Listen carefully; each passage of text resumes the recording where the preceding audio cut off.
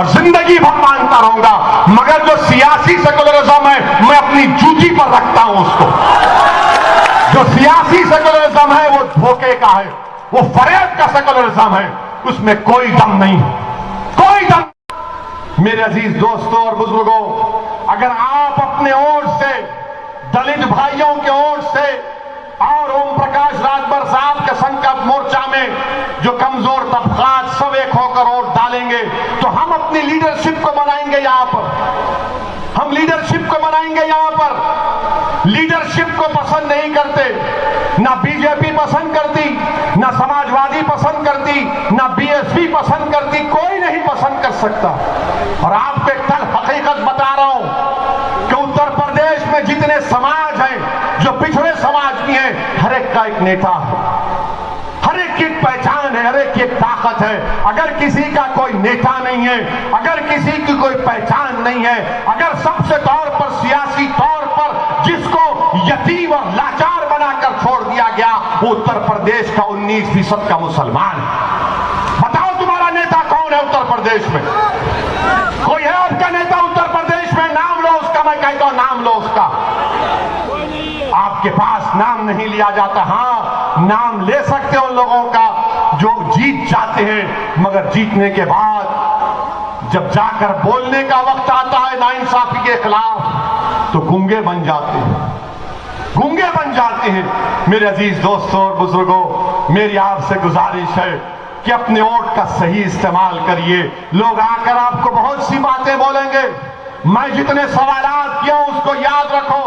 नौजवानों, मैं तुमसे एक गुजारिश कर रहा हूं कि आप मेरा काम करोगे। नौजवानों, मेरी इस तकरीर को जरा डालो सोशल मीडिया पे, यूट्यूब पर डालो, टिकटॉक तो खत्म हो गया पर इंस्टाग्राम पे डालो, वो जो फसाद बुक है जिसको फेसबुक कहते हैं उस पर भी डालो, सब जगह डालो ताकि घर घर तक हमारी बात पहुंच जाए, हमारे उलमाओं तक, हमारे मशाइखीन तक, हमारी इज्जतदार माँ और बहनों तक ये सच्चाई का पैगाम उनके कानों तक पहुंच जाए और फिर आप फैसला करो।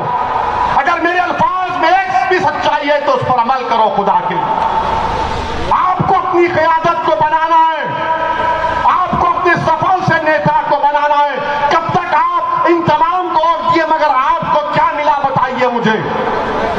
पार्लियामेंट में हम बोलते हैं, उत्तर प्रदेश में आए तो बोलते हैं अगर ओवैसी के 10-15 जीत जाएंगे तो क्या होगा।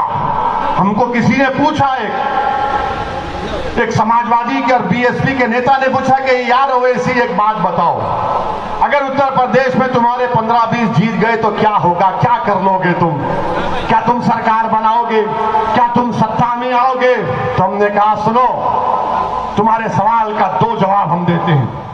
पहला जवाब यह है कि जब हम बिहार में इलेक्शन लड़ रहे थे, सीमांचल में इलेक्शन लड़ रहे थे, तो ये सेकुलर से पार्टी जो अपने आप को सेकुलर कहते, सेकुलर नहीं है, लोग फिरका परस्त हैं। ये अपने आप को सेकुलर दिखाते पर अंदर आरएसएस की चड्डी पहनकर अपने आप को सेकुलर कहते हैं लोग।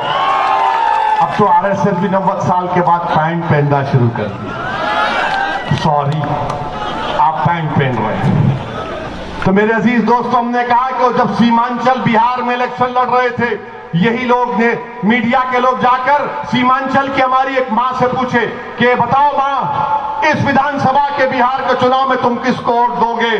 तो उस हमारी बहादुर मां ने कहा कि वो जो गोल टोपी सर पर है, जिस चेहरे पे दाढ़ी है, उसको वोट देंगे।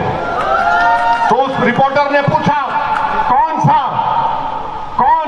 सबके सर पर गोल टोपी है, दाढ़ी है। बोले वो लंबा सर का जो है ना, जो हैदराबाद से है, उसको वोट देंगे। उस रिपोर्टर को ताज्जुब हुआ, उसने पूछा क्यों वोट दोगे मां उसको? तो उसने कहा उसको सत्ता से लालच नहीं है, वो लड़ने वाला है। उसको सत्ता से मोहब्बत नहीं है, वो लड़ना चाहता है, इसलिए लड़ने वाले को वोट दे। तो हमको सत्ता से मतलब नहीं है। बहुत बन गए संतरी मंत्री, क्या काम किए ये मंत्री बताओ? ये तो बंदरों की तरह एक पेड़ से एक पेड़ कूदते रहे, भर के गरीबों की मदद नहीं कर सके। हमको ना संतरी बनना है ना मंत्री बनना है, हमको नेता बनना है, लीडरशिप को पैदा करना है। हमने कहा कि तुम्हारा सवाल था कि अगर 15-20 जीत जाएंगे तो क्या होगा।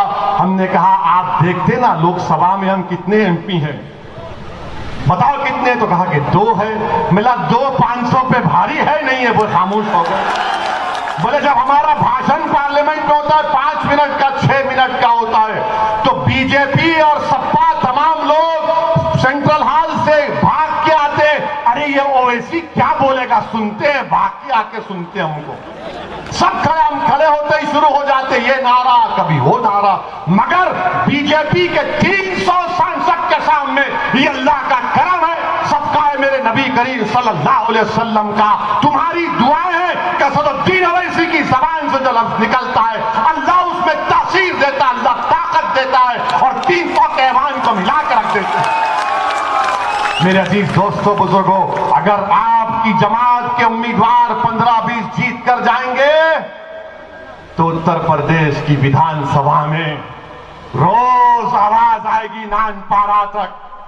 लखनऊ की विधानसभा में जो पुकारेगा तुम्हारा विधायक कि नानपारा में तरक्की होनी चाहिए, तो उसकी पुकार, उसकी चीख, उसकी तड़प की आवाज तुमको नानपारा में सुनाई देगी। मैं आपको इस बात का वादा करता हूं इंशाअल्लाह ताला। ये लीडर हमको पैदा करना है, ऐसे नहीं चाहिए नहीं अखिलेश क्या बोलेंगे, बहन जी क्या बोलेगी। हम पार्लियामेंट में कई इनके सांसदों को बोले तुम बोलो ना, बोले नहीं नहीं नहीं। एक को तो हम लिख कर दिए, अच्छा लिख के देते हैं बोल दो।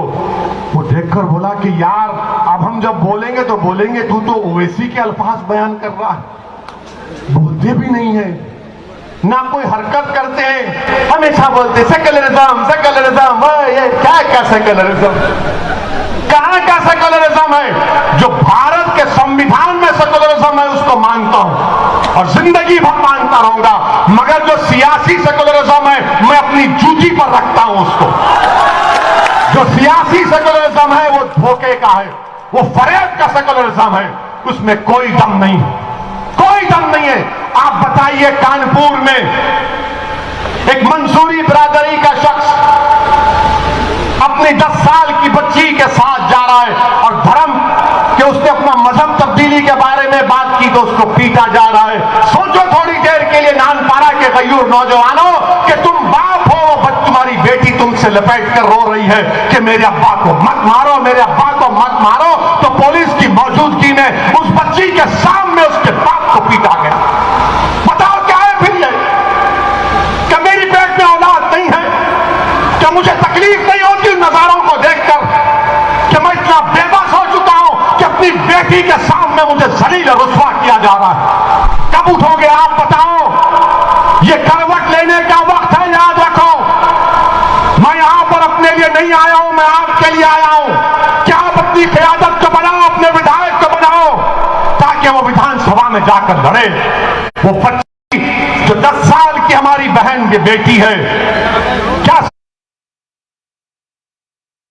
सोचती होगी जब बड़ी होगी, क्या सोचती होगी कि दुनिया में कोई नहीं था जो मेरे बाप को बचाने आया, कोई नहीं था उसको बचाने, उसको मारा गया, पीटा गया।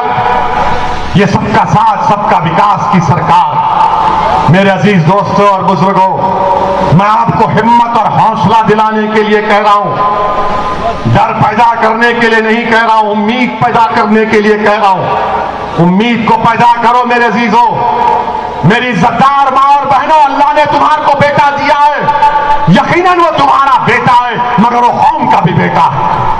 अल्लाह ने तुमको बेटियां दी, यकीनन वो तुम्हारी बेटी है, वो हमारी बहन भी है, मगर वो हमारा सासा भी है, हमारी इज्जत भी है। मेरे अजीज दोस्तों और बुजुर्गों, डरने और घबराने की जरूरत नहीं है। उत्तर प्रदेश के एक सीनियर IAS ऑफिसर जिनका नाम इफ्तिखार साहब है, योगी सरकार ने 6 साल पुराना उनका एक वीडियो निकाला जिसमें वो बैठे हैं, कुरान की तिलावत हो रही है और 8-10 लोगों से कहा जा रहा है कि इस्लाम की दावत दो, इस्लाम की तबलीग करो, इस्लाम की तरफ लोगों को रागिब करो। उसमें ना किसी को पैसे देने की बात कि तुम पैसे ले लो दीन कबूल करो, ना उसमें किसी को डराया गया, मगर योगी सरकार 6 साल पुराने वीडियो को निकालकर एक बहुत ही सीनियर IAS ऑफिसर को परेशान कर रही है। हम अल्लाह से दुआ करते हैं कि अल्लाह सुब्हाना व तआला इफ्तिखार साहब की मदद करे और अल्लाह जरूर करेगा इंशाअल्लाह। और दीन की दावत हम देते रहेंगे। संविधान हमको इस बात की इजाजत देता है, अगर कोई दीन कबूल करता है, कोई भी दीन, अगर पैसों का लालच दिया गया तो सुप्रीम कोर्ट के फैसले गलत है। मगर आप ये कह रहे हैं कि इफ्तिखार साहब ने ये किया। अच्छा, इफ्तिखार साहब पर हुआ तो क्या किसी ने आवाज उठाई? क्या सपा के लोगों ने कहा कुछ? क्या बीएसपी के लोगों ने कहा? मौलाना कलीम को जानते हैं ना, मौलाना कलीम सिद्दीकी को जानते हैं, उनके बारे में किसी ने कुछ कहा? क्यों नहीं कहते?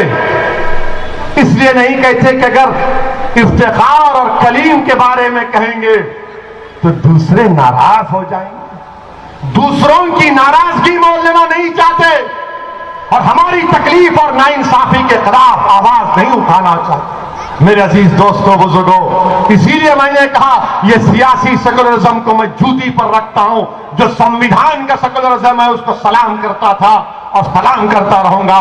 मुत्तहिद रहिए, इत्तेहाद पैदा करिए और नानपाड़ा के हर पोलिंग बूथ पर अपनी ऑर्गेनाइजेशन को मजबूत